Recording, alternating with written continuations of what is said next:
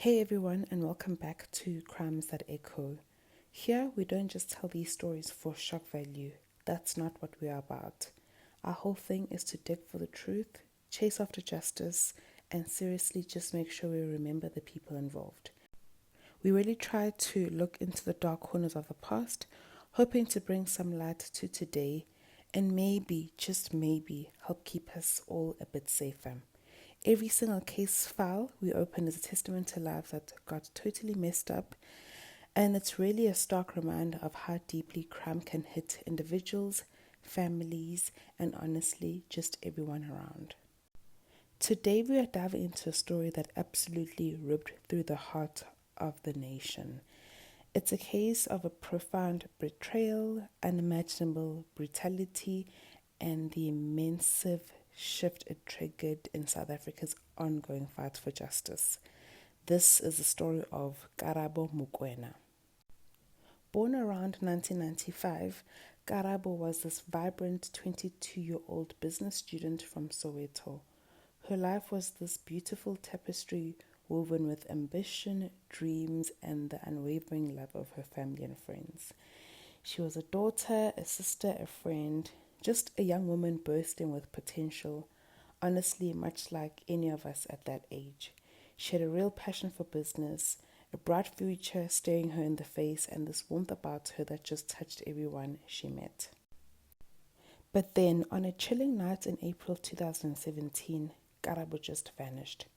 Her disappearance wasn't just this crushing void for her family. It pretty quickly became this huge gaping wound in the national consciousness.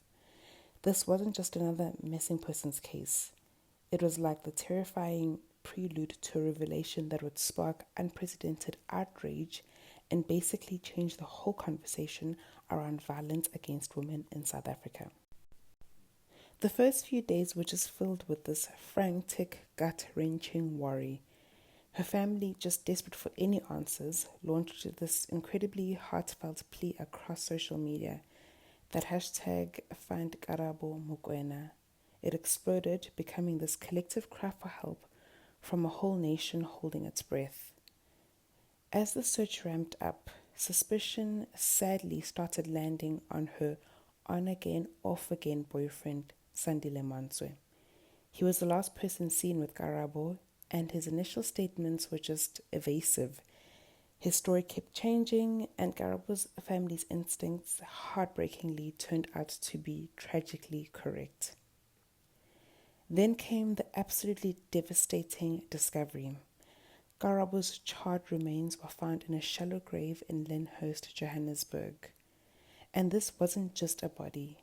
It was a scene of unspeakable, horrifying brutality.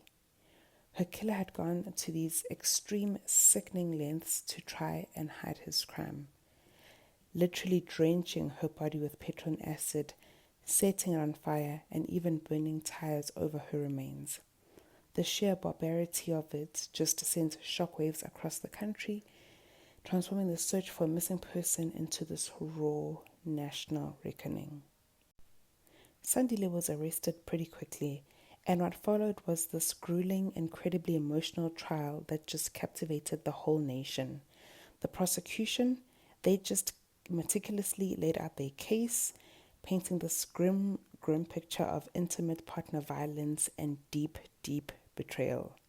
Sandile, though he tried to spin this absolutely fantastical web of lies, his main defense was this outrageous claim that Karabo had actually taken her own life and he had just panicked and disposed of her body to try and protect his reputation. He even tried to claim at one point that the killing was part of some ritual for his forex business success, which of course he later contradicted. It was just lie after another. But the court thankfully saw right through his deception. Witness after witness testified about the violent nature of their relationship. And the physical evidence? It was just damning. The state prosecutor's closing arguments were just so powerful, dismantling every single one of Manswe's fabrications. On the 9th of May 2018, Judge Pete Johnson delivered the verdict.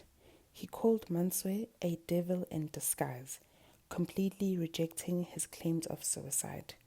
The court found Sandile Manswe guilty of murder, assault with intent to cause grievous bodily harm, and defeating the ends of justice. It was a moment of some truth breaking through. The courtroom on the 9th of May 2018 was just thick with emotion as the sentence came down. Justice, at least in part, was served. Sandile was handed an effective 32-year sentence, 30 years for murder plus additional concurrent terms of 5 years for assault and 4 years for obstruction of justice. There was this collective sigh of relief from Karabo's family and the public. You could just feel it, but it was full of grief for the life that was so brutally cut short. And outside the courthouse, something else was already exploding. The public reaction was just immense, and this outpouring of anger and sorrow. Activists, women's groups, and just regular people, they all gathered, their voices completely united in this powerful chorus, demanding an end to gender-based violence. Karabo's name in that moment became this rallying cry. Karabo Mokoena's murder became this absolute catalyst, sparking a national conversation that South Africa honestly just couldn't avoid anymore. Her story ignited that incredibly powerful social media movement, #MenAreTrash, which was this raw, unfiltered expression of frustration and fury from women all across the country who felt completely unheard, unseen, and profoundly unsafe. This hashtag wasn't about hating all men. It was a desperate, heartbreaking cry for accountability, a demand for men to truly confront the violence being perpetrated by some among them. And this wasn't just some online uprising. It spilled right onto the streets, fueling movements like #AmINext and really adding momentum to #TheTotalShutdown. These massive protests demanding urgent action from the government to tackle the epidemic of gender-based violence. Karabo's legacy wasn't just decided in a courtroom. It was forged in the streets, in the homes, in the very hearts of a nation that was finally being forced to confront its darkest demons. Karabo Mokoena's story is a stark, heartbreaking reminder that behind every single statistic of gender-based violence lies a vibrant life, a future that was brutally stolen, a family completely devastated.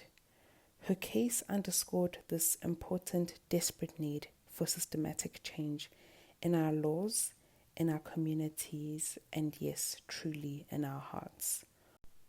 While Sandile is still serving his sentence at Standerton Correctional Centre, even facing unrelated fraud charges from within prison, Karabo's legacy lives on. It's this guiding light for ongoing activism and a somber, crucial warning that we, as a society, just have to do more to protect our most vulnerable. Her echo, tragically, is still heard throughout South Africa. Thank you so much for watching, everyone.